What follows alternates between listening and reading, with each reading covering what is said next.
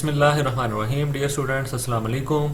आप लोग एग्जांपल्स कर रहे थे रिमान इंटीग्रेशन की, तो उसमें एग्जांपल का पार्ट डी था, उसके मतलब क्वेश्चंस थे स्टूडेंट्स के, तो उसको मैं एक्सप्लेन करने की कोशिश करता हूँ। पार्ट डी जो है उसके अंदर आपका फंक्शन जो है वो गिवन था G of x is equal to 1/n। अगर जो है आपका x जो है वो इटसेल्फ 1/n की फॉर्म में है, n from set of natural numbers, और g ऑफ x जो था it was 0 elsewhere on the close interval 0 1। तो इस जो आपका फंक्शन है g, इसकी डोमेन 0 1 है, उसमें वो वाले रियल नंबर जो 1/n की फॉर्म में है उनके ऊपर g ऑफ x जो है वो 1/n ही वैल्यू देगा, और बाकी जो रियल नंबर्स हैं उनके लिए वो 0 वैल्यू देगा। तो अगर आपको कोई आर्बिट्रेरी एप्सिलॉन जो है वो गिवन हो, तो आपके पास अगर ये वाला सेट बनाया जाए, E is the set of those x such that g of x is greater than equal to epsilon, then this set is always finite. Reason क्या है, इसको अंडरस्टैंड करें। For example, if we take epsilon is greater than 1, तो अब आप ऐसे x का set बनाएं जिनका g of x is greater than equal to 1 हो। तो अब आपके पास g of x की वैल्यूज क्या हैं, या तो वो 0 है या 1/n, और n क्या है, सेट ऑफ नेचुरल नंबर्स है। तो अब आपके पास g of x क्या होंगे, 0 या 1 और उससे लेस। तो इस केस में when epsilon is greater than 1, तो आपका ये सेट एम्प्टी होगा, तो ऑफ कोर्स फाइनाइट हो गया, because g of x is equal to 0 और 1/n for all n from the set of natural numbers. ठीक है जी, और ये दोनों जो हैं they are less than equal to 1। तो अगर आपका एप्सिलॉन ग्रेटर देन 1 है तो सेट E जो है वो एम्प्टी हो गया। हम थोड़ा सा इस एप्सिलॉन को 1 से छोटा करके देखते हैं। फॉर एग्जाम्पल, आपने रख लिया एप्सिलॉन इज इक्वल टू 1/10, तो बेसिकली ये आपका 0 से 1 तक है, और यहाँ पे कहीं अगर आप उसके 10 पार्ट्स जो है अप्रोक्सीमेटली सिर्फ समझने के लिए बनाए, तो यहाँ पे कहीं आपके पास 1/10 है। ठीक है जी, सही। अब आपके पास ऐसे पॉइंट्स जो इस 0 से लेके 1/10 के अंदर है, ठीक है। तो यहाँ पे इस फॉर्म वाले जो हैं उनके लिए क्या होगा, जो इस फॉर्म में है वो होंगे 1/11, 1/12, 1, वो सारे जो है 1/10 से छोटे होंगे और 1/10 से लेफ्ट साइड पे होंगे।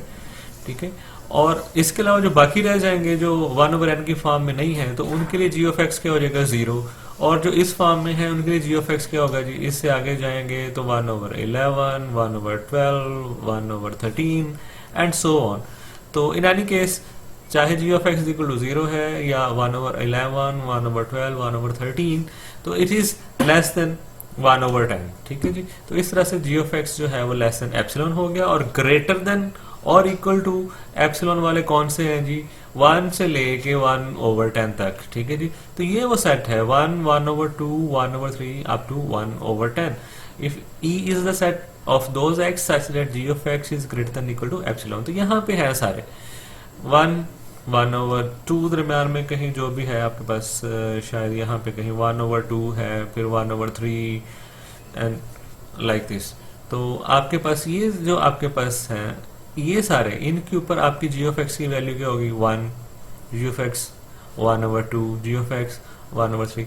तो ये इस तरह वो वाले 10 पॉइंट्स हैं जिनके ऊपर आपका g of x जो है वो greater than equal to epsilon है, बिकॉज एप्सिलॉन इटसेल्फ इज 1/10। तो इस तरह से कोई भी एप्सिलॉन लिया जाए, तो जब भी आप ये वाला सेट बनाएंगे E such that of those x such that g of x is greater than equal to epsilon, तो ये सेट हमेशा फाइनाइट होगा। अब हम जो है इस सेट को देखते हुए कि जैसे फॉर एग्जांपल इसके अंदर नंबर ऑफ एलिमेंट्स की तादाद n है, और हम ये पॉसिबिलिटी जो है उसको भी जो है जहन में रखते हैं कि आपके पास कोई टैग जो है उस हो सकता है वो 2 दफ़ा यूज हो रहा हो, क्योंकि वो एंड पॉइंट जो है हो सकता है वो एक इंटरवल का एंड पॉइंट है, और एंड पॉइंट होने की वजह से जो है वो टैग बन गया, और दूसरे इंटरवल का जो है वो स्टार्टिंग पॉइंट है, तो उस वजह से जो है वो टैग बन सकता है।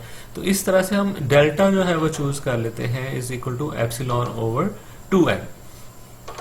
Now for a given partition p dot, एक टैग पार्टीशन p डॉट है जिसका नॉर्म जो है वो लेस देन डेल्टा है, और डेल्टा जो है वो है आपका एप्सिलॉन ओवर 2n। ये आपके n जो है वो नंबर ऑफ पॉइंट्स था आपके सेट E में, और उसको हमने डबल कर लिया है ताकि अगर पॉइंट्स जो हैं वो सारे 2 दफ़ा भी यूज हों टैग्स के तौर पे, तो भी आपके पास कोई प्रॉब्लम ना हो।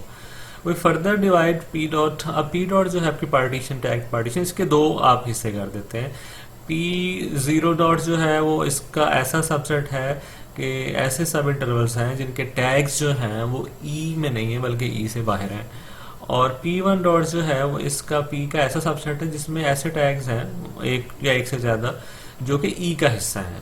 अब आपके पास ये इंफॉर्मेशन आपके पास मौजूद है कि जी ऑफ एक्स जो है वो लेस देन एप्सिलॉन है अगर x E में नहीं है, क्योंकि E आपका ऐसा सेट है, उसकी डेफिनेशन ये है कि g of x is greater than equal to epsilon. तो इस वजह से आपके पास अब सूरत हाल ये बनी है कि अगर आप जी ऑफ एक्स की और इसके अलावा जी ऑफ एक्स की जो वैल्यूज हैं वो क्या है, जी ऑफ एक्स या तो 0 है या 1 ओवर n है। In any case g of x is less than equal to 1 for all x from the close interval 0 1। This is the definition. तो इस लिहाज से इस डेफिनेशन की वजह से आपका जी ऑफ एक्स जो है वो लेस देन इक्वल टू 1 हो गया। तो अब जब हम रिमान सम्स जो है वो फाइंड करते हैं, जैसे ये आपके पास है Riemann sums of the function g over the partition p dot, तो उसके दो हिस्से कर दिए।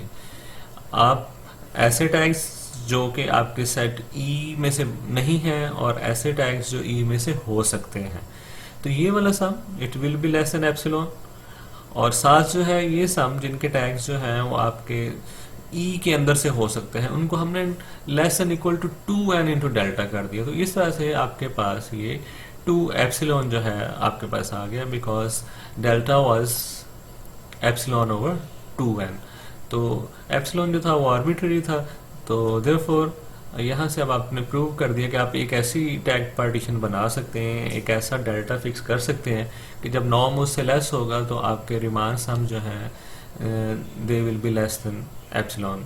ठीक है, 2 एप्सिलॉन जैसे यहाँ पे आपने बनाया। तो ये रिमान इंटीग्रेबिलिटी की कंडीशन आपने यहाँ पे लगा दी, और अब आपके पास रिमान सम्स जो हैं they are less than equal to every arbitrary epsilon.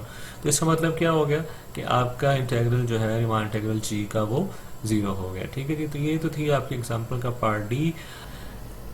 Okay dear students, अब आपके पास जो है वो रिमान इंटीग्रेशन के कुछ जो है वो रिजल्ट्स हैं।